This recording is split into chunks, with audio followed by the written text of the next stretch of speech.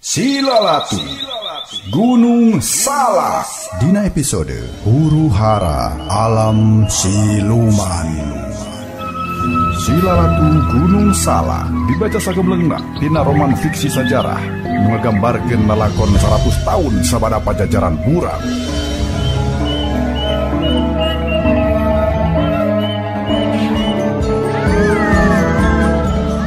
Tong hilap subscribe jempolna bagikeun di medsos para wargi sadaya.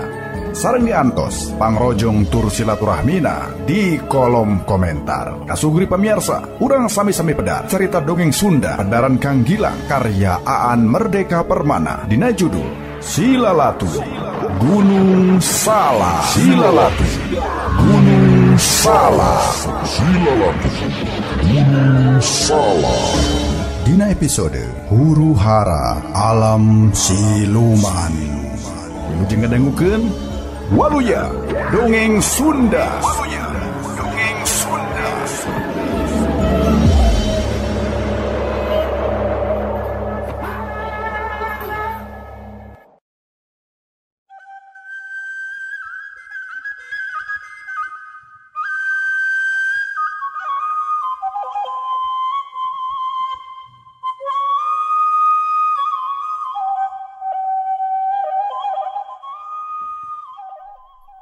Sabab geus dibemberatan kudu nang tayungan, urang lembur tina gangguan Ki Jurangrong. Bos iket hideung boh sanaya kapaksa jadi ngendek heula di kampung Marunda Kasugri. Geus dua peuting malah ngendekna oge. Ari peuting katiluna sanaya ngelingan kasih iket hideung. Kisilah urang teges leuwih ti 2 poe ngendak di dieu. Nah moal kuna naon? Pokna. Nah ari sia percaya pisan kana kapanterang urang Marunda. Si iket hideung anu keur gegilehean ditepas ngararet ka gigir. Harita teh mangsa keur ngagayuh ka sareupna. Kami mah can ngarasa percaya kana eta panterangan teh. Omong sanaya. Lamun kitu mah sia teh pasti bener aya hate kadua leutik ke anakna tua kampungnya. Omong si iket hideung. Ulah ka mana bae nyarita teh lah. Omong sanaya teh suka dituding kitu. Aing mah geus ngalaman deuleu, mun lalaki atawa awewe deuleu kaleuwih ti sakali tandaning neundeun. Neuleuna teh ka hate-hatena teh. Omong si iket hideung siga nu yakin. Can pasti kitu. Tembal sanaya. Ongko pikiran kami mah manteng bae kaki Mas Tanu euy. Kumaha atuh urang teh bet ka dalam-dalam kieu. Kami hariwang dengan nulungan Ki Mas Tanu teh kapoosan. Omong sanaya deui sorana kabaku ka hariwang. Moal kapoosan sabab kami yakin sameme ditibaran hukuman teh Ki Mas Tanu bakal dibawa bale watangan heula. Tangtu bakal timbang-timbang heula kasalahanana. Eta teh merlukeun waktu. Artina urang tetep bakal boga waktu. Talunganan lamun hantam disusul-susul atau dikukuntit bae. Dina nulungan Ki Mas Tanu teh bakal tinemu jeung rupa-rupa kasulitan. Da balad-balad kumpeni oge bakal lebih hati-hati. Sia oge masih kan ingat. Inget kene meureun. Geus 2 kali Ki Mas Tanu teh ditulungan tengah jalan. 2 kalina gagal. Hal ieu ukur ingatkeun. Ukur ngingetan ka kumpeni yen salila aya di tengah perjalanan Ki Mas Tanu teh kudu dijaga leuwih kakep deui. Tuh, pan mustahil urang bisa nulungan Ki Mas Tanu tengah jalan kene. Mun kumpeni ngajaga Ki Mas Tanu sakitu kakepna. Omong si iket hideung nembongkeun pamadegan tur dibeueuhan ku sanaya. Ari geus, nah kumaha atuh rancang urang saterusna? Omong sanaya deui. Aya nama orang teh nulungan urang dieu we heula. Tembal si iket hideung. Nulungan teh nya nulungan kumaha? Sanaya bingung. Bener urang lembur teh keur sieun ku gangguan Ki Jurangrong. Tapi pan urang teh deui henteu nyaho. Nah mangkeluk anu lelahna Ki Jurangrong teh bakal datang ka dieu atawa moal. Omong sanaya nangkep tuur. Sikat hidung tengah jawab nanaon kajaba ukur ngahulang salila-lila. Atuh sanaya teh kesele nepi ka perlu nyarita kawas tadi sakali deui. Urang teh teu bisa mastikeun. Nah Ki Jurang Rong teh datang di eta moal. Omongna. Sia mah loba omong teh. Ukur ngawatas dina bibir bae. Basa rasa sia mah ipis pisan nepikeun kate bisa ngarampan naon anu bakal kejadian. Omong si Iket Hidung nyari tanah daria. Ngadenge omongan si Iket Hidung sanaya jadi penasaran. Ngarampak kejadian anu bakal datang. Kami mah teu bisa da lain tukang lujung. Jalma kudu bisa ngarampak kejadian anu bakal datang. Teu salawasna kudu ditebak ku pangabisa anu sifatna gaib deuleu. Ku nepung-nepungkeun kaayaan jeung kabiasaan oge. Ngaramal teh bisa. Contona ku sakadar nampa beja jeung penjelasan ti sia ngeunaan kabiasaan iraha Ki Jurang Rong muncul. Aing mah geus bisa ngarampa. Yen dina peuting-peuting ieu eta mangkeluk teh pasti bakal nembongan deui. Omong si Iket Hidung nyari tanah setengah ambak sabab sanaya henteu daek ngarti bae. Sanaya reuwas, paruk. Geuning kisila make bisa nyarita kitu sagala rupa. Cenah netep seukeut ka si Iket Hidung anu basa carita teh anggar we bari lalangkarakan di bantal ku leungeun sabeula. Aing mah boga uteuk. Nya boga uteuk teh henteu bodoh ka wasia. Si Iket Hidung masih keneh keheul ku kabodohan sanaya. Ongkos yang nyarita yen Ki Jurang Rong teh bakal keluar mun bulan keur mabra. Manehna bakal nyuwatan parawan. Ceuk si Iket Hidung. Nya, pan enggeus kamari. Sia mah bodoh teh katutoloyo. Omong si Iket Hidung basa sanaya teu percaya yen mustahil Ki Jurang Rong make ngajorag deui kampung Marunda. Di mana saya bisa mastikeun yen Ki Jurang Rong moal ngajorag deui? Omong si Iket Hidung deui. Tina kabiasaan manehna, da saban tas nyiwat awewe tarami lampah 2 kali. Ayeuna mah pasti 2 kali. Sabab sanaya mero. Sabab aya sia jeung aya parawan nu nelahna nyenengki. Tembal si Iket Hidung. Naon patalihin antara kami jeung nyenengki? Omong sanaya kerung. 2 hal eta bakal ngondang deui hadirna Ki Jurang Rong teh. Nyaeta alatan aya sia jeung aya budak parawan. Atawa anu leuwih eces mah kusabab ieu imah parawan teh kaimpungan ku sia Ki Jurang Rong teh bakal datang deui ka dieu rek nyiwat deui parawan. Omong si Iket Hidung meuni ngarasa yakin. Ngadenge eta caritaan sanaya teh mari ngarenjak bakating ku reuwas. Maksudna kami teh bakal jadi gara-gara di mana Ki Jurang Rong rek nyiwat deui parawan. Ceuk sanaya mani kerung-kerung. Mani kerung-kerung bae halisna teh. Bener kitu pisan euy. Teu kaharti ku akal. Omong sanaya lir nyarita kasorangan. Kapan teh tadi oge geus disebutkeun yen sia mah bodoh katotoloyo henteu bisa dileuman hate batur. Omong si Iket Hidung bangun anu satengah ngece. Mun nya kitu, mun nya kiselah pinter, cing pek terangkeun. Naon sabab-sababna Ki Jurang Rong make ngahajar rek nyiwat nyenengci dumeh manehna kaimpungan ku kami. Omong sanaya nalengteng henteu kasigeung dumeh disebut bodoh ku si Iket Hidung. Kahiji sia nyebutkeun yen anu pajar tadina sia anu nyukcruk Ki Jurang Rong. Malah ieu nama Ki Jurang Rong anu nyukcruk sia. Leuwih babari Ki Jurang Rong anu nepungan sia tibatan sia anu ngahajah hayang nepungan manehna. Ki Jurang Rong teh siga anu ngahajah hayang nyong ogado sia. Buktina sanajan pe pemajekeun sia diiwat tapi henteu diroga hala. Malah katingalina teh ngadon ngahajah we dikukut bari dibere pangabisa. Kadua, sia kungsi nyarita yen basa sia dikepung wakul buaya mangap ku balad kumpedi. Ukur sakedet netra Ki Jurang Rong geus ngabebaskeun sia tina kepungan. Padahal jeung sia mun harita teh ditulungan nyawa sia teh pasti moal kajait. Ieu netelakeun ke jurang rong teh hayang nembongkeun yen sabenerna mah nyawa sia teh geus aya dina keupelan manehna. Alhasil ke jurang rong mah geus boga kayakinan yen sia teh ukur gumantung kumaha manehna bae. Omong si Iket Hideung panjang lebar.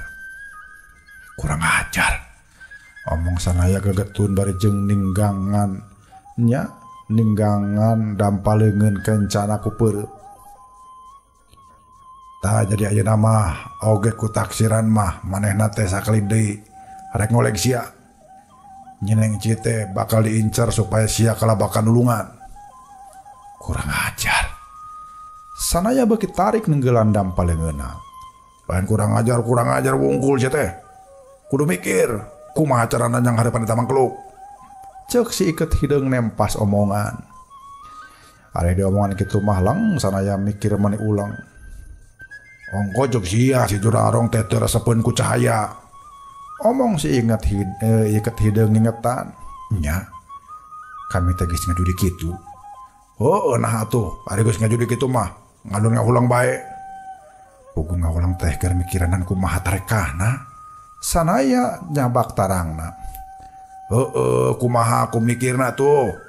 Ceuk si Iket Hideung teu sabar. Nya, kumaha narekahna malar dina prung ngayonan manehna. Kabeneran aya cahaya ngagurilap. Ceuk sanaya bari ngahulang deui bae.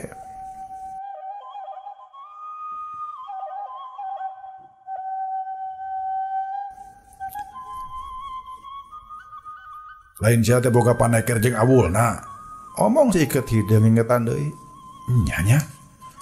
Sanaya cupu capa kana pesakna bener we paneker jeung awulna teh karabak ngageduk keneh. Lamun aduh hareupan ieu paneker teh bisa dihurungkeun. Dengan kumaha carana nya? Kapan kami oge meureun keur bitotama jeung manehna. Nah boga waktu keur ngahurungkeun awul kitu. Omong sanaya masih keneh bingung. Si Iket Hideung seuring ngegagak. Nah make seuri. Omong sanaya masih keneh katembong bingungkeun. Da cek aing oge ya macal bobodo. Kieu atuh carana. Sabot sia galungan jeung musuh aing ngahurungkeun paneker. Puricak tuh. Pasti si jurang rong teh ngejat kageteun.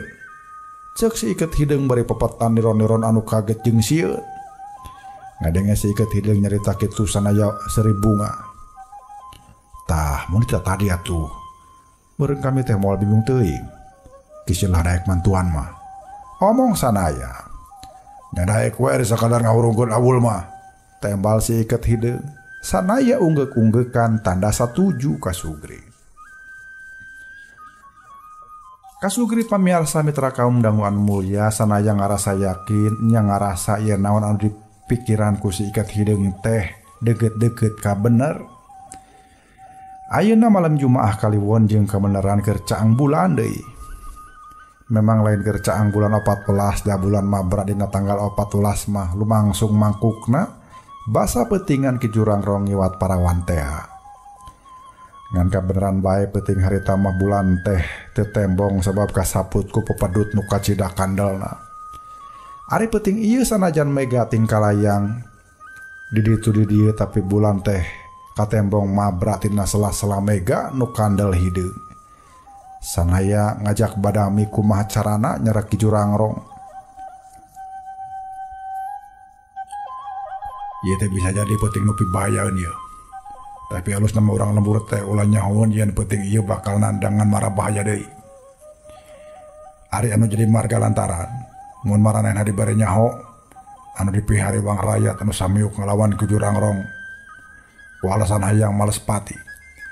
Padahal orang mah nyaho pisan ki jurang rong teh sakti mandraguna. Atuh lian ti eta tanaga manehna teh ayeuna mah kabantuan ku Nyi Sunia anu teu kurang-kurang hebatna. Ceuk si Iket Hideung panjang lebar. Diingetan kana ngaran Nyi Sunia ngan lu bae sanaya teh ngeluk tungkul. Hatena kacidana langsana mun inget kana ieu kajadian. Mun mah aya ngimpi anu panggorengna sigana kanyataan anu nembrak ayeuna teh jauh leuwih goreng tibatan sakadar ngimpi. Nyi Sunia anu ulas-ulas tahun di Pidangdam, Nyi Sunia anu sakitu lawas nanyang karuk dina pusir ingetan sanaya. Malah Nyi Sunia anu geus nampet tur geus ridho dipihukum ku manehna. Bet ku teu sangka sacongo buuk oge ayeuna kalah jadi kieu. Nya kitu ieu teh atau sakadar impian. Aing masa cangcaya keneh bae mun Nyi Sunia anu andalemi, anu geulis tapi alum bae teh. Ayeuna berjadi buringas boga pangabisa hebat tur gawena teh nutur-nutur ki Jurangrong. Manusia satengah siluman. Omong sanaya di jero hatena. Ayo ayeuna mah urang ingkah heula. Omong si Iket hideung ngagebahkeun lamunan sanaya. Ingkah ka mana? Sanaya reuas asa kagebah. Urang nyumput heula we. Jang mere kasempetan ka si Jurangrong pikeun ngajoro ka ieu lembur. Tembal si Iket hideung bari cengkat. Sanaya oge cengkat sanajan bari was-was oge. Basa mananehna kakara cengkat di dapur ngurunyung Nyenengci. Dina kadua leungeunna maniranggeum wawadahan nu dieusian ku dahareun rupa-rupa. Ningali si Iket hideung jeung sanaya carengkat sigan urek ingkah puguh we Nyenengci teh bangun anu heraneun pisan. Nah rek aringkah ka mana ieu teh? Kan bae atuh teu kudu mantuan urang dieu. Omongna salah sangka. Mantuan naon? Omong si Iket hideung tumanya mani Allahok. Nya mantuan urang lembur neangan mayit-mayit dulurna anu jadi korban di rawa bangket teh. Omong Nyenengci bari ngadadarkeun yen tu kapoe ieu teh masih keneh aya pihak kulawargana anu penasaran neangan mayit korban begalan pati jeung siluman anu ngarurug lembur teh. Ieu caritaan Nyenengci teh dipake alesan pikeun pamaksudan. Puguhnya kami dua teh rek bantuan urang lembur neangan korban begalan pati. Heuh kaayaan teh geus hampir sareupna kieu. Tembal sanaya bari cengkat. Ari geugeuh rek mantuan mah atuh heuh teh teuing ngan ieu tuh ngaropi heula tuh. Sepan tales meuni haraneut jeung maruh puy kieu. Ieu geura tuh kopi tubruk karininyu. Gulana gula kawung dikurud ieu teh. Cek Nyenengci ngabibita kituna teh bari ngeletan sanaya sababaraha kali. Oh atuh mending ngopi bae lah tuh ah. Tembal si Iket hideung bari sila deui ditepas. Atuh tungtung nama sanaya oge pipilueun sila deui keur mah nya deui kabitaeun ku sepan tales anu ka tembok ngebul kene. Nah ka mana ri Bapak sia Nyai? Omong si Iket hideung cacamuilan dahar tales. Kapan ini karawa bangke? Da urang dia keukeuh penasaran cenah rek neangan korban katelengesan siluman teh. Tembal Nyenengci bari ninyuh kopi tubruk.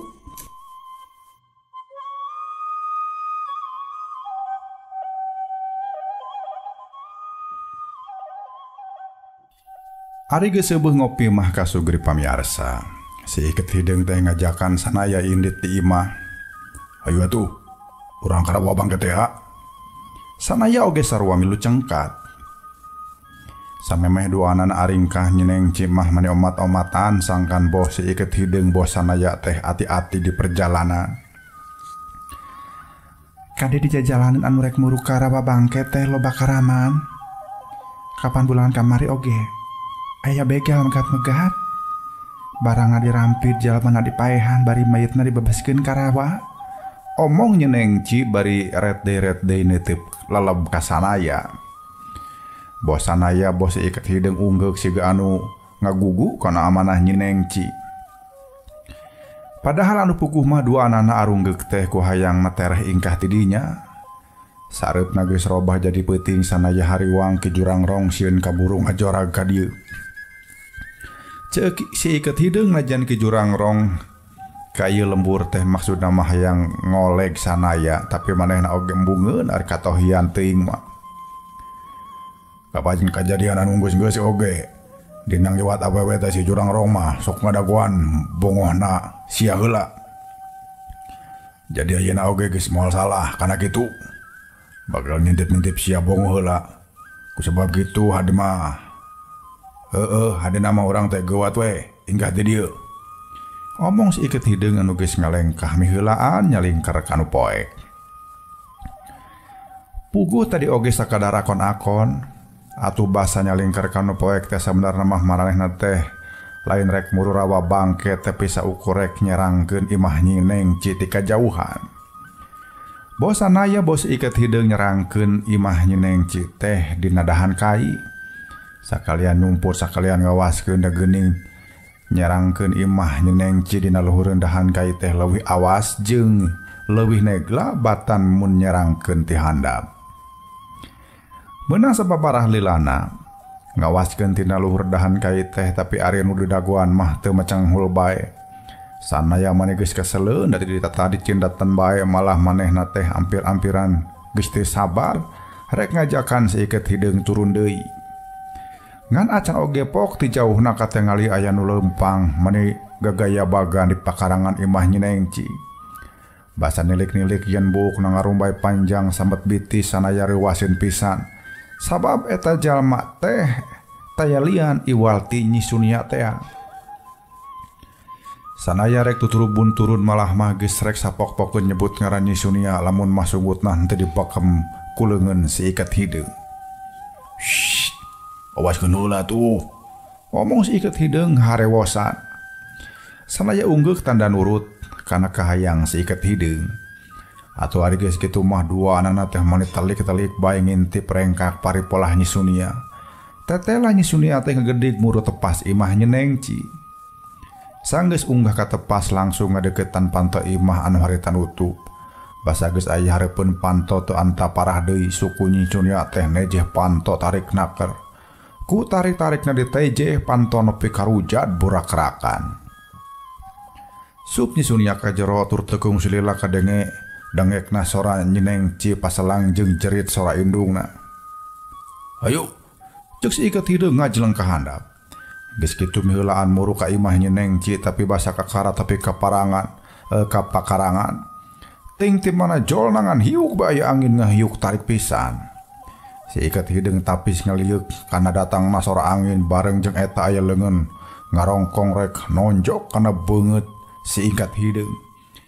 Kusabab karasaeun aya hawa tiis meuni nyecep kana beungeutna si iket hidung teh henteu kabur nyingcet. Pikeun ngahalangan tenggelan supaya henteu keuna kana beungeut ku si iket hidung teh ditakis satekerna. Wush, siut, das. Kadenge sorang ngaheos tarik ngabalukarkeun kaluar hawa anu kacida tiisna. Tutuwuhan nu kabeneran aya di sabudeureuh daunan ngadadak maluguran. Muraga pakarangan jadi beku kalimpudan ku es. Awak si iket hidung ngahod-hod tiiseun sabot kitu awak anu gagaya bagan hidung teh ngolebat rek ngahumbatkeun tenggelan deui. Ki Jurangrong, ceuk sanaya dina jero hatena. Manehna hariwang si iket hidung kakeunaan ku tenggelan aheng Ki Jurangrong. Sanaya poho henteu ngabejaan ka si iket hidung ngeunaan ahengna tenggelan Ki Jurangrong. Manehna oge kungsi diserang ku hawa tenggelan anu nyecep tiis teh ngan harita ku manehna mah henteu dibalas ku takisan anu langsung padu leungeun tapi dilawan deui ku tanaga tenggelan anu ngagunakeun hawa panas. Sabot Ki Jurangrong ngahumbatkeun tenggelan deui sanaya geuwat ngajeleng ngadeuketan.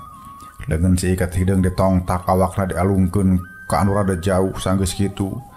Leungeun katuhu sanaya teh nyoba anakis panarajang Ki Jurangrong bari geuwat ngamalirkeun hawa panas. Atulian ti kitu leungeun kencana sajorelat nyamperkeun pigelang leungeun Ki Jurangrong anu keur ngaheumbat. Kumanehna pigelang Ki Jurangrong teh diserang ku gerakan betrik simeut. Wus, wus, wus, petak. Au! Ki Jurangrong kadege ngajerit mende ngalang lawung siga sata aul. Mengpeung Ki Jurangrong keur pupuringi sanandangan kanyeri alatan pigeulangna di betrik. Sanaya geuwat kokodok ngodokan pesakna maksudna mah rek nyokot paneker jeung awulna teh. Tapi basa hantem dirah-rahan teh barang anu diteangan bet henteu kapanggih. Dengan naon? Ceuk si iket hidung anu masih keneh ngahod-hod. Heuh itu teh. Tembal sanaya masih keneh kokodok. Naon teh si teh? Si iket hidung teu ngartieun. Tapi sanaya tewani balaka da bisi Ki Jurangrong ngartieun manten atuh antukna tibatan hese neangan paneker mah. Sanaya teh geus narajang deui ka hareup ayeuna mah henteu wani benturan leungeun jeung Ki Jurangrong sabab tadi oge karasa mani linu cekat cekot. Sanaya mupulta nagana pikeun kapol sanggeus hawa panasnya liara kana dampa leungeunna kumanehna geuwat dipake neunggel bari ngagunakeun angin tenggelan ti kajauhan. Siut kuleker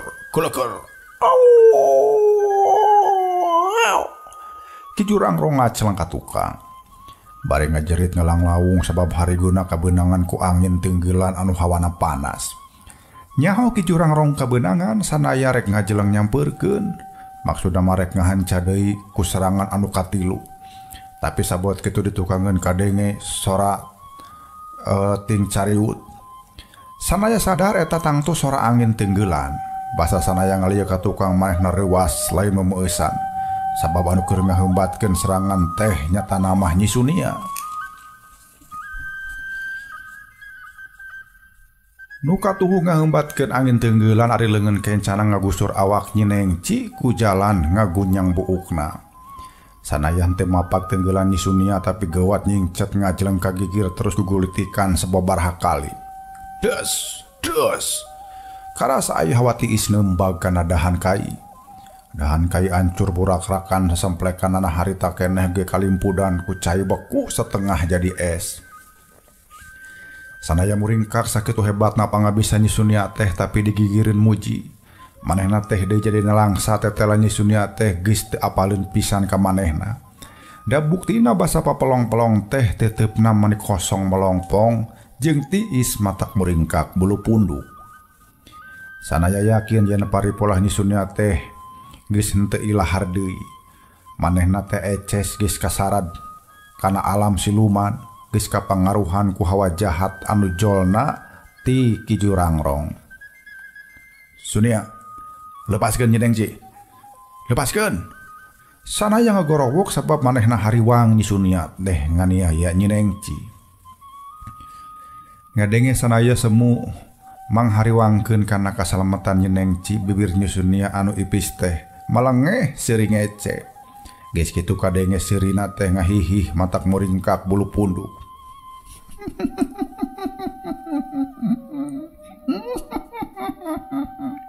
Cenah sababaraha kali.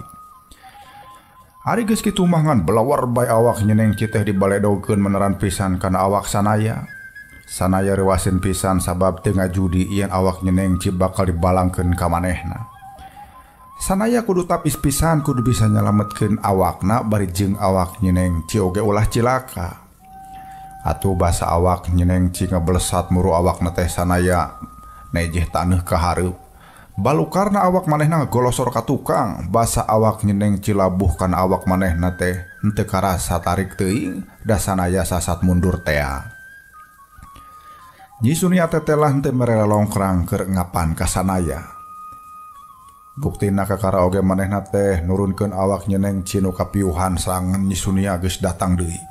Angin tiis karasa mani lilimbungan narajang kana hariguna. Wush, bledag. Ayeuna mah serangan Nyi Sunia teh nambag pisan kana harigu sanaya. Awak sanaya ngagolosor deui ka tukang geus kitu tonggongna nubruk dahan kai nepikeun karungkan. Awak sanaya nyang saya dina catang kai. Tina biwirna ulawaran getih Nyi Sunia nyampeurkeun salengkah bari neuteub seukeut ka sanaya. Tapi ku sanaya tetep nu kosong teh dibalas deui ku teteupan nu ngingu kaheran jeung kana langsa. Sunia. Sora sanaya semu ngalengis. Lain ngalengis sieun dipaehan ku Nyi Sunia, ngalengis teh bakatingna langsa ningali awen nu dipicintana geus robah kitu. Katingali ku sanaya Nyi Sunia teh ngalengkah deui salengkah. Kituna teh bari neuteub sanaya teu lesot-lesot. Sanaya ngajudi lamun Nyi Sunia harita nibankeun deui tenggelanana nyawana geus moal ka 10. Pieu oge ku sakali tenggelan teh eusi harigu sanaya. Mani asar hujan, getih ge meninga golok-gok tina sungutna. Tapi hate sanaya ngarasa heran tetelan Nyi Sunia teh ukur neuteub seukeut salila-lila.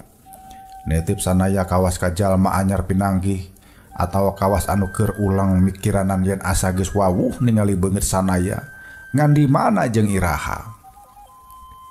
Sunia, ieu teh si Amang teh ya Sunia.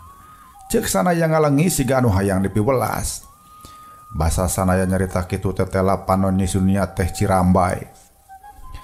Ningali panon Nyi Sunia neuteub kosong tapi bari Cirambai sanaya mani ngarasa kagagas. Bari jeung engeh-engeh alatan tatu dina jero hariguna sanaya ngalangsud anu maksudna mah hayang ngadeukeutan Nyi Sunia. Tapi sabor sanaya ngalangsud tibeh ditu kadenge sora Ki Jurangrong gegerman. Malah sora gegerman teh sakapeung pasalang jeung sora ngalang lawung. Aneh pisan sanggeus ngadenge sora Ki Jurangrong kitu panon Nyi Sunia anu tadina neuteub ka sanaya teh jadi pindah neuteub ka Ki Jurangrong. Malah ari geus kitu mangan belesat bae Nyi Sunia teh ngabelesat muru Ki Jurangrong. Basa sanaya malika tukang nuturkeun awak Nyi Sunia. Kabireungeuh manehna nulungan Ki Jurangrong anu keur andiprak dina taneuh. Sanaya ngarasa bungah tetela Ki Jurangrong teh ngalaman tatu basa ku manehna tadi ditonjok. Tapi kabungah sanaya teh henteu satai kuku henteu satai kukuna saupama dibandingkeun jeung kasedihna. Atuh kumaha teh rek ngarasa sedih sabab Nyi Sunia leuwih marhatikeun kana kasalamatan Ki Jurangrong tibatan ka manehna. Malah sanaya beuki peurih deui basa mireungeun Nyi Sunia teh nyangkeh awak Ki Jurangrong bari dibawa ingkah di eta tempat. Ukur sakedapan kapeurih anu nyangkaruk dina hate sanaya teh sabab teu kungsi lila ngagolepak kapiuhan alatan tatu dina jeroeun dadana. Kasugri pamirsa, mitra kaum dangu anu mulia, urang cekapkeun dugi ka dieu heula edaran carita dongeng Sunda Kang Gilang dina judul Silalatu Gunung Salak karya Aan Merdeka Permana. Urang tepang dangu di enjing di channel YouTube Dongeng Sunda Kang Gilang, Gilang Kasna di channel. Wilujeng kantun Waluya Dongeng Sunda. Waluya Dongeng Sunda.